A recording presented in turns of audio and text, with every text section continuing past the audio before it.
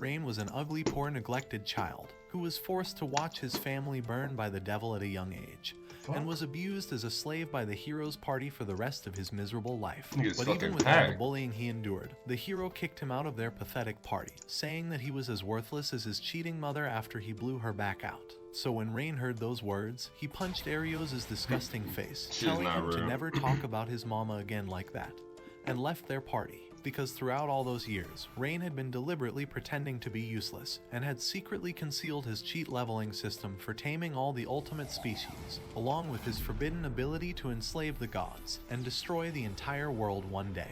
After finally making enough money to afford dinner for the first time in 2 weeks, he heard the Nigga, what the fuck? No, yo. Alright. A girl screaming in the distance, and when he ran to the source, he saw a hot cat girl that was about to get devoured by a D-rank tiger. As the beast was about to slash her down, Rain attempted to stab the monster's neck, but his blade broke in half before getting launched to crash against a tree. As the tiger began approaching him, Rain screamed for the girl to run away, and prepared for his final moments, hoping he would at least buy her some time to escape. However, the girl swore that she would use all of her strength, and leaped into the sky before pushing herself to kick down at the tiger, defeating it in that instant. When he saw her broken physical power, he remembered that among the 4 ultimate species known to mankind, there was one that was so rare it was only heard about in the legends. So when she told him that she was a cat spirit, the rarest species, he ran to prevent her from falling inside of his arms. Her final words were that she wanted to devour his meat.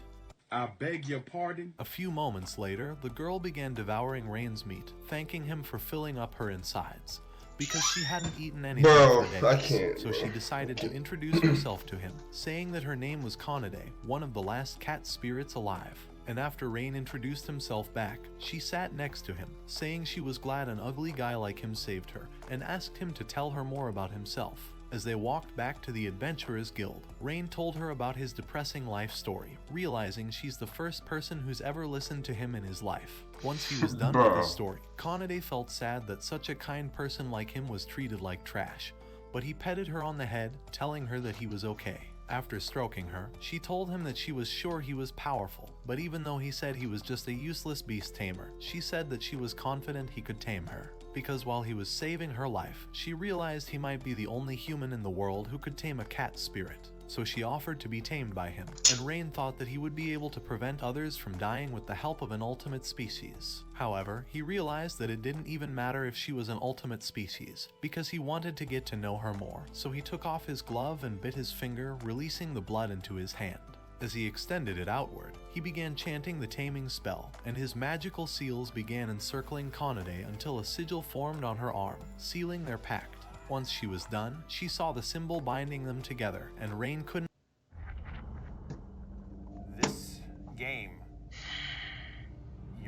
believe that this wasn't a dream. As she extended her hand and held his, she began running along with him. At the Adventurers Guild, Rain saw Roxanne. Wrong show. Ruby congratulated Rain on completing his first quest and becoming an F-rank adventurer, but wondered how an ugly, smelly loser like him was able to talk to a girl. But even though he had been paid 50 copper coins, he realized that it wouldn't be enough to get a room. But Ruby reminded him that no girl would want to get a room with someone that smelled like an anime convention anyway. Emotional damage! However, some worthless creep came up to them, saying that he'd never found a cat spirit in real life before, and told her to leave the ugly moron she was tagging along with. Those words made Conade scream at the man, saying that Rain was her hot master, but the man laughed in his face, thinking that there was no chance a weak person like him could take that might be But Conade told him that Rain was stronger than he could ever be, so the man challenged Rain to an arm wrestling match, saying that the girl would be their prize. Realizing that refusing this match would allow the man to chase against Conade again, Rain decided to accept his deal, and grabbed his hand, determined to save Conade from being in any danger. Oh my god, look, you could just tell, bro. Hand, determined to save Conade from being... This is an arm wrestle, bro. Look at this man, bro. Look at this man. In any danger. As soon as the man announced the beginning of the match, Rain smashed his worthless hand into the table, and Conade announced him to be the... Nah, he's bailed. Nah, he's... When your MC know he got plot armor, bro? Nah, As he man. groveled on the ground, What the man fuck? realized he wouldn't be able to have any more salty biscuit games. After dragging the worthless, spineless dweeb away, Rain wondered when he'd become so strong, so Kanade told him that this was the side effect of his taming ritual. When taming ultimate species, their power is also transferred onto him, so he had gained the broken physical strength of cat spirits after taming her. Even so, she thought he was the greatest daddy for how powerful he looked protecting her. This damn narrator, bro. This narrator, bro. I And know wanted it's a damn. What's the name? to go on their Shit. next adventure already. While they were gathering some grass because Rain likes to eat ass, Kanade heard the sounds of people screaming in the distance. And when they got to the site of the sound, they found a bunch of bandits attempting to rob a poor ugly old man. Seeing that they were part of the Shadow Clan, Kanade told Rain to fall back and get help first. But he knew they wouldn't have enough time, and told her that he wanted to save the man. He told her that he would distract them while she saved him, and after jumping and running like weebs, they began knocking all of them out while Kanade went to save the old man. However, 3 bandits were about to kill Rain, but he managed to hold them off, and Kanade realized that Rain might have been the only human able to tame a cat spirit, so she would never regret becoming his servant, but worried about her powers one day causing him to self-destruct. Because of that, she wanted to be the one fighting on the front lines, but as she watched him dodge the axe and knock all the bandits down, her floodgates began to open. All of the bandits decided to rush him at the same time, and Kanade wondered why she couldn't take her eyes off him while he's fighting. Why her heart Bro, just come on with the story, my nigga. was pounding, and why there was water leaking from her pussy. After clapping all of the bandits, he wondered why her cheeks looked like they were the ones getting clapped. But she told him that she was just scared about him defeating them without a weapon. He could have already been inside of a grave. After Rain thought about how his life was at risk, he decided to head straight into enemy territory. And while they were walking, he told Kanade that the Shadow Clan would begin targeting them soon anyway. However, Kanade thought it would be dangerous fighting hundreds of bandits alone. But Rain revealed because he told Rain was a bee, and that he's tamed an army of them, revealing that he wasn't only a beast tamer, but that he was also an insect tamer. This was the Okay, bro. Okay.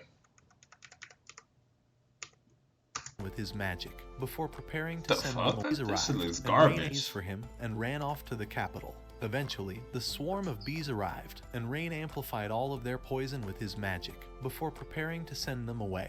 At the same time, the heroes' party had barely managed to escape for their lives. However, Lean told Mina that it was all the new morons' fault, and began screaming at their replacement beast tamer for not scouting the area enough. After pulling away, Mina wondered if he really thought a single squirrel would be enough to study the area, so Lean told him that he should have tamed more than 20 squirrels to make sure they weren't ambushed. After hearing those words, the man wondered what the fuck they were talking about, because the overload of information from taming just 2 beasts would fry a person's brain. Lean wondered if Rain had actually been stronger than they all imagined, but instead, she called the man a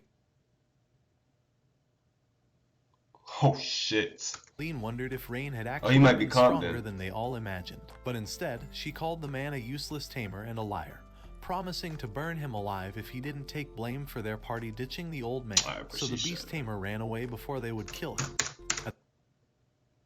At the same time, Rain had managed to poison the entire bandit hideout and release the bees from their control. Just then, the adventurers came with Kanade, and they began restraining the bandits, but their leader was shocked that Rain can handle the entire Shadow Clan on his own.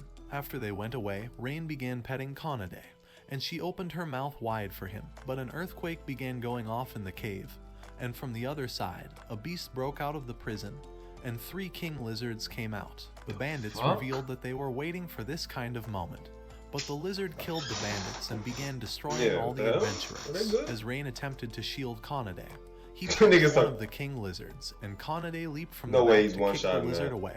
Rain told the adventurers to take the bandits out of the cave, saying that he would handle the monsters, as he remembered how useless the old version of him used to be.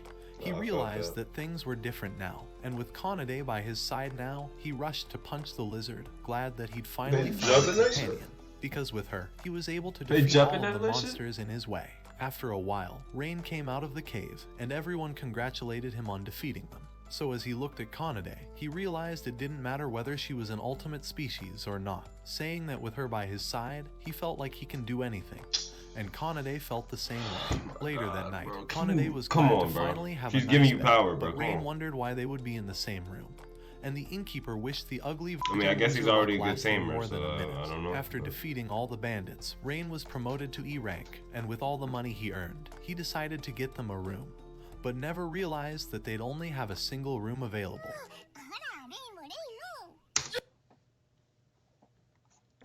Alright, bro, I'm good. Wait. Yes, yes, yes, yes.